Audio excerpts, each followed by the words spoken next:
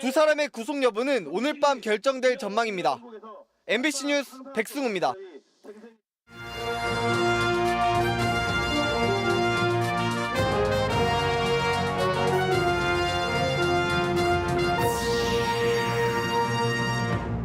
독립운동가들의 애환이 깃든 항일 가요를 발굴해 명맥을 잇는 이웃이 있습니다. 태풍으로 갑작스레 일정이 바뀐 제19회 제천국제음악영화제가 폐막했습니다. 폐막작은 내일 상영됩니다. 지난해만 해도 쌀이 남아돌아 걱정이었는데 올해는 벌써 미국 처리장마다 벼가 모자란다고 합니다. 쌀값도 오르고 있습니다. 미호강 지류인 병천천에 비가 올 때마다 거품이 발견됩니다. 폐수 무단방류 조사에 들어갔습니다.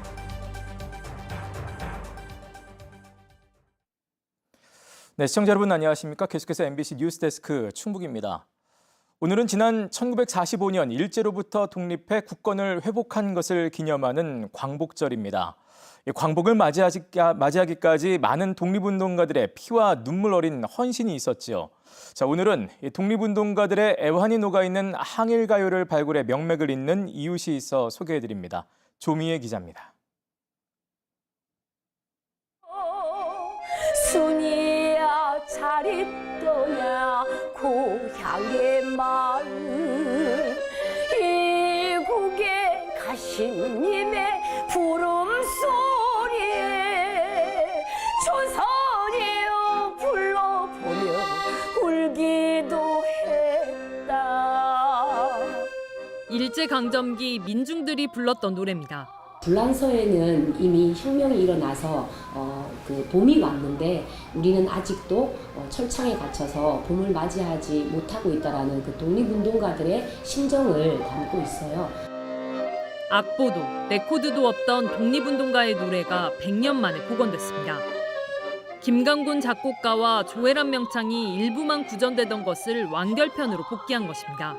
항일 가요를 수집하는 많은 분들이 있는데 이 노래의 가사를 정확하게 기억하고 있지 않았는데 우리 충북에 사시는 우리 육철식 선생님이 3절까지 다 기억하고 계셨습니다. 김강군 작곡가와 조혜란 명창이 팀을 꾸려 활동을 시작한 지는 5년이 됐습니다.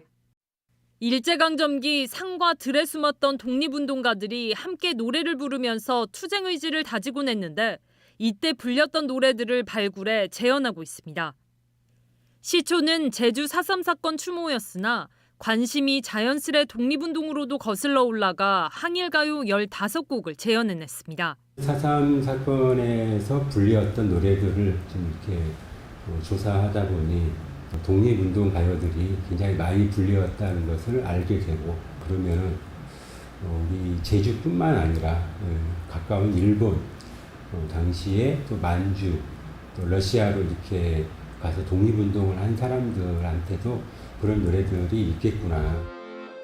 독립운동가의 흔적을 찾아다녀 구전으로 내려오는 노래를 녹음한 뒤 악보화하고 공연할 수 있을 정도로 다듬습니다.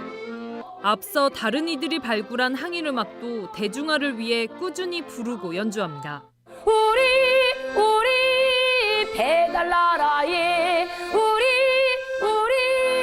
조상들이라 그래 가슴 끓던 피가 우리 핏줄에 잘잘잘 물결치며 돈다. 생업인 판소리 명인으로도 이름난 조혜란 소리꾼. 오늘날까지 이어져 불려야 할 노래는 비단 전통 판소리만이 아니라고 말합니다. 예술로서 우리 민족성을 고취시키고 우리는 아주 훌륭한 민족이고 이렇게 독립운동을 했던 사람들이 많이 있었다라는 것을 알려내기 위한 거였거든요. 전통의 어떤 맥을 잇고 있는 노래들이 되게 많아요. 내용과 힘이 지금까지 이어지고 있다. MBC 뉴스 조미입니다. 태풍 카눈의 북상으로 개막식 장소를 급히 변경하는 등 우여곡절을 겪었던 올해 제19회 제천국제음악영화제가 사실상 마무리됐습니다. 영화제는 내일까지 이어지지만 공식 행사는 대부분 끝이 났지요. 특히 야시장과 대표 음악 프로그램에 많은 사람들이 모여 축제를 즐겼습니다. 이지현 기자가 전해드립니다.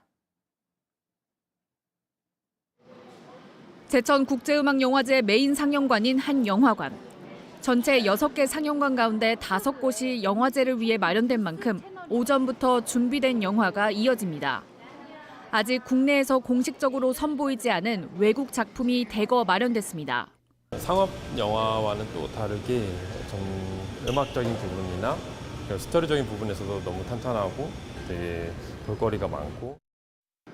태풍과 광복절 일본 영화 상영 논란으로 폐막일이 하루 미뤄지고 별도의 추가 프로그램 없이 상영에 집중했지만 매진 작품을 비롯해 현장에서는 막바지까지 영화를 즐기려는 관람객들이 줄을 이었습니다. 한 11편, 12편 봤어요. 평상시 극장에서 볼 수 없는 영화들이 많아서 그게 더 소중한 것 같아요.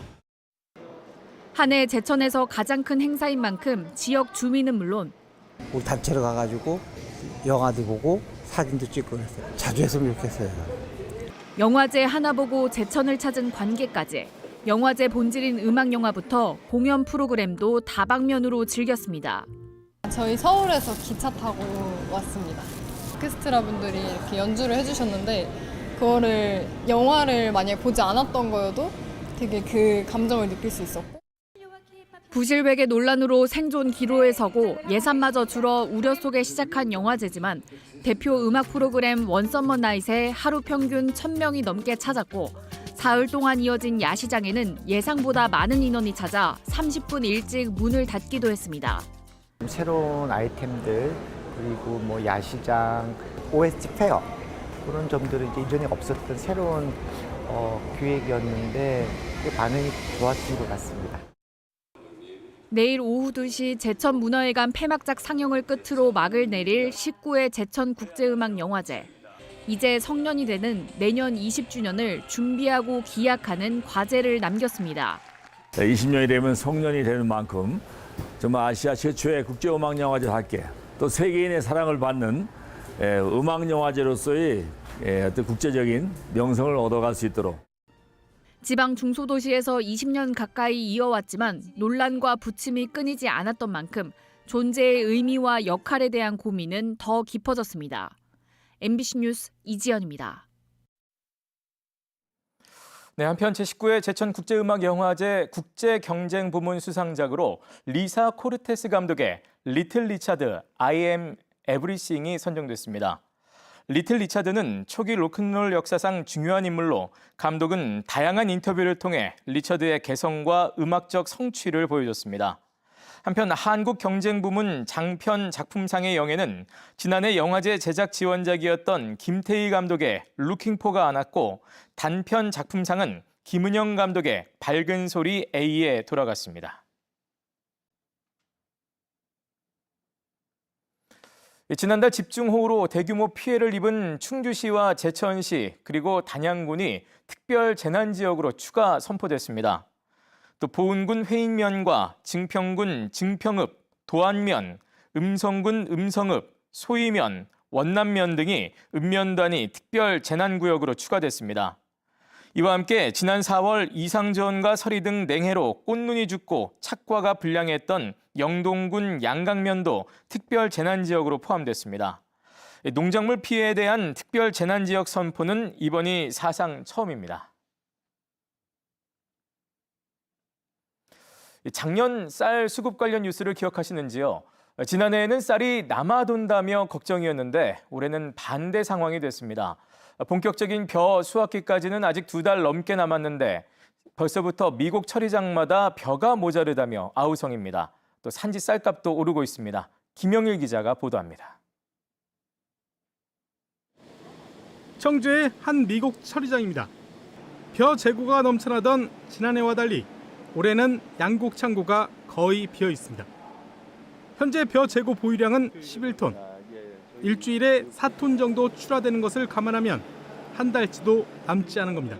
도정을 해서 쌀로 나와야 되는데 원국이 없다 보니까 전라도나 경상도로 여기저기 다니면서 원곡을 어떤 구하러 다니는, 매입하러 다니는 실정입니다. 다른 미국 처리장도 상황은 비슷합니다. 지난달 말 기준으로 전국 농협이 보유하고 있는 벼 재고는 200만 2천 톤. 지난해 490만 4천 톤의 절반도 안 됩니다. 벼를 구하지 못한 일부 미국 처리장은 거래처에 쌀 공급까지 줄이며 버티고 있습니다. 출고하는 거 대비 지금 갖고 있는 가용재고가 핵공 나올 때까지 부족한 것 같아. 핵공 나오기 전에 떨어질 수도 있는데 출고 물량을 조금 조정을 해가지고.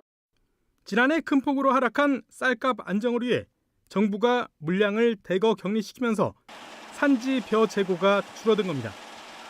벼가 부족해지면서 산지 벼값도 5월부터 본격적인 오름세를 보이고 있습니다. 지난 5월만 해도 20kg 기준으로 44,000원 선에 거래되던 산지 벼값이 석 달 만에 8.2% 올랐습니다. 문제는 벼를 구할 수 없는 상황에서 벼값만 급등하면서 농협 RPC 경영을 압박하고 있다는 겁니다. 인건비라든지 뭐 여기 전기세, 감가상각비는 RPC 고정비는 매달 나가야 되는데 벼를 못 구해서 못 전해다 보니까 원가가 높아지는 거예요. 그러다 보니까 적자는 폭은 또 커지는 거죠. 때문에 일각에서는 쌀 시장 안정을 위해 정부가 보유 물량을 일부라도 시장에 풀어야 하는 것 아니냐는 지적도 나오고 있습니다. MBC 뉴스 김영일입니다. 네, 큰 비가 올 때마다 흰 거품에 뒤덮인다는 청주의 한 하천이 있습니다. 지난주 태풍 카눈이 충북을 관통할 때에도 마찬가지였다는데요. 어떤 곳이고 또 왜 그런 건지 김은초 기자가 직접 현장을 다녀왔습니다. 비에 불어난 하천 일부가 흰 거품에 뒤덮였습니다. 수문에서 나온 거품이 물살을 따라 끝없이 흘러갑니다. 지난주 태풍 카눈이 충북을 지나던 날 하천 범람이 걱정돼 농경지를 둘러보던 주민들이 발견한 모습입니다. 밤에도 비가 많이 오고 해서 이제 농경지를 좀 둘러보다 보니까 저희가 이 하천물로 그 벼농사를 짓는 인구가 상당히 많습니다. 따라서 이 오염이 되면 벼에도 너무 안 좋은. 해당 하천은 미호강 지류인 병천천으로 이 물은 금강까지 흘러 충청권의 식수원으로 쓰입니다. 거품이 발견된 곳은 공장 밀집 지역으로 인근 공장 직원들은 최근 2, 3년간 비가 많이 내릴 때마다 거품이 발견된다고 말합니다. 지난달 집중호우 때도 마찬가지였습니다. 공장이 몇 개 없었는데 들어서고 하도 비 많이 올 때 그러지 않았어? 확실하고 저희가 목사온 세 번째고. 현장에 가보니 여전히 커다란 거품 덩어리가 곳곳에 남아 있었습니다. 거품을 만져보면 굉장히 미끌거리고 손에 이렇게 하얀 가루까지 남게 되는데요. 이 거품들이 바로 옆 하천으로 계속해서 흘러 들어가고 있습니다. 거품은 물에 잘 씻기지도 않습니다. 신고를 접수한 지자체는 거품 물을 채취하고 주변 지역 조사에 나섰습니다. 인근 공장이 내보낸 세제 성분의 폐수로 추정됩니다. 인근 이제 빗물 바지를 확인해 보니까 이제 거품이 있는 상황이었습니다. 민가에서 발생한 양이면 그 정도 양일까 싶기도 해요. 그래서 아마 일단 그 주변 일대에 사업장을 좀 확인을 해야 되지 않을까. 지자체는 충북보건환경연구원에 의뢰한 성분 분석 결과가 나오는 대로 주변 사업장을 특정해 처분할 계획입니다. 폐수를 하천에 무단으로 방류하다 적발되면 5년 이하의 징역이나 5천만 원 이하의 벌금에 처해질 수 있습니다. MBC 뉴스 김은초입니다. 오늘 오후 6시쯤 청주시 율량동의 한 15층짜리 아파트에서 불이 났습니다. 이 화재로 불은 주민 50여 명이 긴급 대피하는 소동이 빚어졌지만 다행히 인명피해는 없었습니다. 소방당국은 실외기에서 불이 시작된 것으로 보고 정확한 화재 원인을 조사하고 있습니다. 오늘 78주년 광복절을 맞아 청주 예술의 전당에서는 광복회원과 기관, 단체장 등 700여 명이 참석한 가운데 광복절 경축 행사가 열렸습니다. 경축식은 장기영 광복회장의 기념사를 시작으로 광복절 노래 제창과 만세 삼창순으로 진행됐습니다. 한편 지난달 지하차도 참사 사망자 발생에 따른 애도와 추모 분위기를 위해 축하 공연은 취소됐습니다. 또 각 시군에서도 지역 여건에 맞춰 광복절 경축식을 열고 참배 행사를 하며 순국선열과 애국지사의 숭고한 희생 정신을 기렸습니다.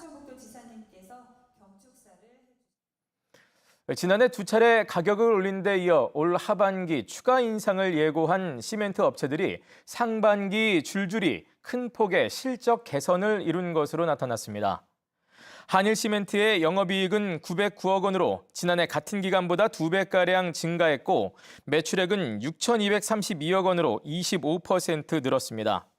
성신양에도 지난해 상반기보다 73% 증가한 286억 원의 영업이익을 냈고 같은 기간 순이익도 17억 원에서 286억 원으로 16배가량 늘었습니다. 또 아세아 시멘트는 영업이익 628억 원, 순이익 351억 원으로 지난해 동기 대비 각각 40%와 75% 늘었습니다. 이러한 큰 폭의 실적 개선은 하반기로 예정된 가격 인상 추진에 부담이 될 것으로 보입니다. 영동 부리농장의 시나브로 청소화이트와 충주 중원당의 청명주가 2023년도 대한민국 우리술 품평회에서 수상작으로 선정됐습니다. 농림축산식품부와 농수산식품유통공사가 발표한 15개 제품 가운데 시나브로 청소화이트는 과실주 부문에서 최우수상을, 청명주는 약주와 청주 부문에서 우수상을 각각 수상했습니다. 시나브로 청소화이트는 지난 2021년과 지난해에 이어 3년 연속 최우수상을 받았고 청명주는 지난해 대통령상에 이어 2년 연속 수상의 영예를 안았습니다.